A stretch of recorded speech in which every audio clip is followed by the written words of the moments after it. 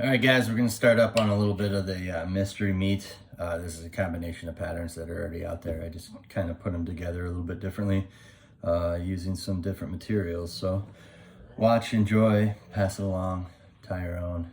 Cheers. Love it. Happy New Year. Right now, got the TP 610 from Eric's on here. It's the Trout Predator size 1 or size 2. We're going to be using a size 1 for the front hook. So we're going to tie in the back. I already did the boring part. We got some barred marabou, just like that. This is in the root beer color. This is going to be our first kind of layer of the tail. We're going to tie that in. Just using black on here, guys. Nothing too fancy, just some Vivas. Use whatever you like. I just like to be able to pull it nice and tight. So this is still some GSP. Then we're going to use our rabbit zonker in olive, and we're going to do a top coat on this tail, just like that. That way we get kind of a two-tone over the top of this. Also adds a lot of movement. That's why I really like using the zonkers. They're a pain, they hold a ton of water, so I use them sparingly, but man, do they ever move in the water, which is great. Gonna run an extra layer of thread. We're actually gonna glue this stuff in. Next, got our Creeper Chenille from F&F. I love this stuff. I use it all the time. Bought it in a huge grab bag so I could be using it. And we're gonna tie that in. Run our thread almost to the front. Leaving a little bit of space before the eye so we can put our mallard flank on. This stuff soaks up super glue real quick. Use it sparingly. And then the trick with tying this stuff in is as you're layering, you want to get all of those little legs out there. So what I do is I put it on and then I pull it back, and you'll get a nice tight coat. And then as you can see, all these legs just start spinning up there just like that. So a lot of action on these little legs. Didn't mention it before, but we're going to be tying this up in the natural olive color. So everything I have in here is like a brown and olive and tan and stuff like that. Next, we're going to add some mallard flank in olive right across the back, just like you do on a D&D.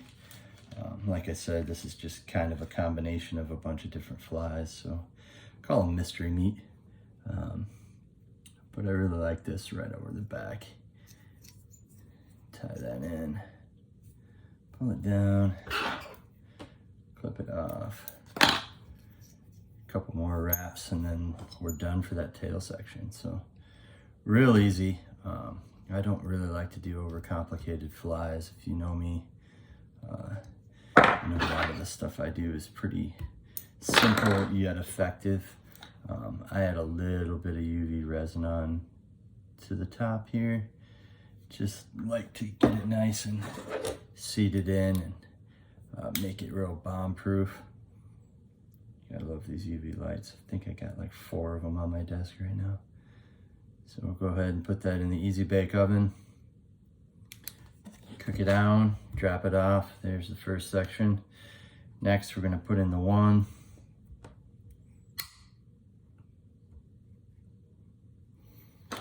Run our thread again.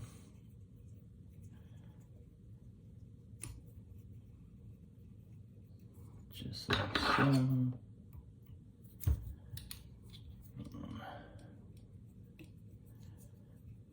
Nice thread base, then we'll add our wire.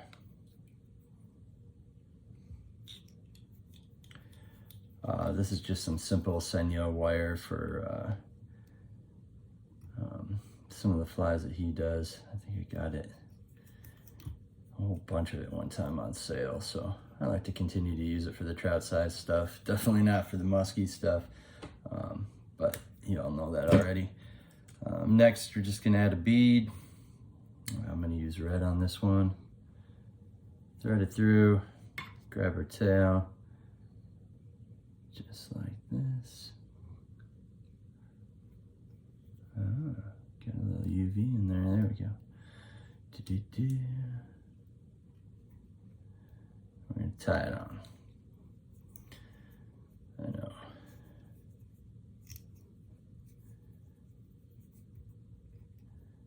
Tie the whole thing in just like that. So I like that red on there with the olive. And then the more natural colors. I always like a little bit of red in there if I can. All right, wrapping it right on back, just like that. Super easy. And we're gonna go ahead and tie this right back in. Creeper chenille again. Move up to here. And I'm gonna grab my eyes real quick.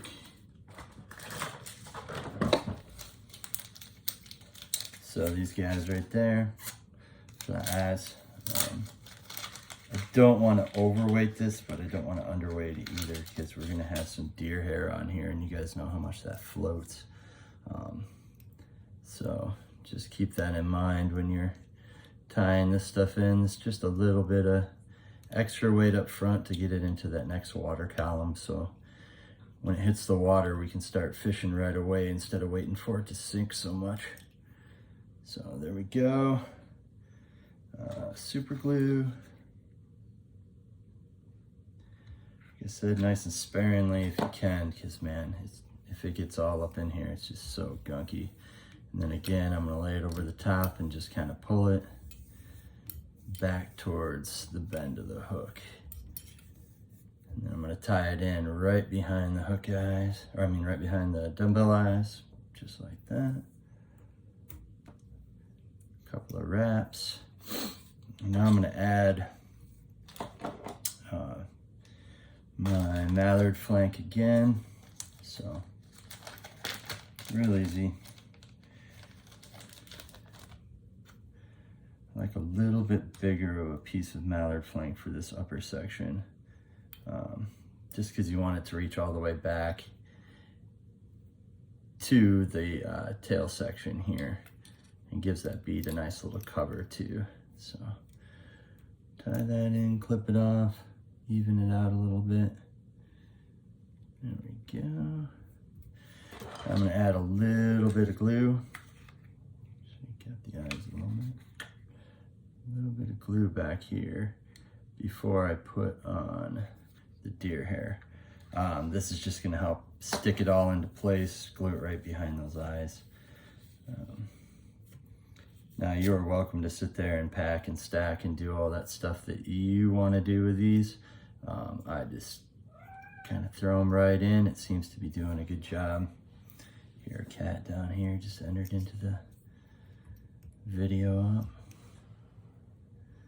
There we go, just like that. So now we're just gonna go ahead and put little stacks of this as we move ourselves to the front.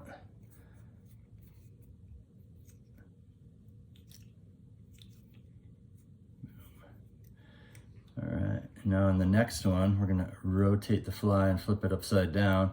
I like to trim off some of these little rubber legs if they're too close to the eye there. They'll just get in the way. And then we're gonna use our Senyo's laser dub right here. Senyo's fusion dub. Oh, that's the fusion tobacco. Let's try the laser, shall we? There we go. Senyo's laser dub. The fusion's great too, but I like the stuff. The strands are just a little bit longer. So take this, put it directly behind. Now I'm gonna tie this right at the halfway length, just like that. And then I'm gonna fold it back and give a couple of wraps to really lock it in. Just because you don't want this stuff to spin on you. Otherwise it'll just be sitting on one side of the fly when you're all done, and it'll look super wonky. I don't know how much that'll affect the swimming of it, but you just don't want that to happen. And then I'll take another bunch of the deer hair here, like so. And we're gonna tie it in right up front. Nice and secure. Then I'm gonna give a couple of wraps right behind the hook eye, before I go ahead and use my fly tool to finish it all off. So, like I said, it's a super easy fly. Looking at this, what was that, 10 minutes of me doing it while explaining it, that's not bad. So you can bust these out pretty good. I'll usually get 6 or 7 of these done in an hour for if I'm all prepped and ready. Then we're gonna grab our razor blade, do some trimming, however you want it, depending on what you want the look to be of this fly. So I'm just gonna trim them up a little bit tight in the front, leave some extra hair in the back for the dive, and push a little bit of water. There we go. Clean it up. Boom. Right there. Move them on over to you guys. Nice tail. It's a good way of going. You can add a little UV at the bottom there when you're done. Comb out that fusion, but yeah. Enjoy. Little mystery meat combination of a bunch of, not a bunch, probably 2 or 3 different flies, but man, I really dig them. So, cheers. Happy New Year.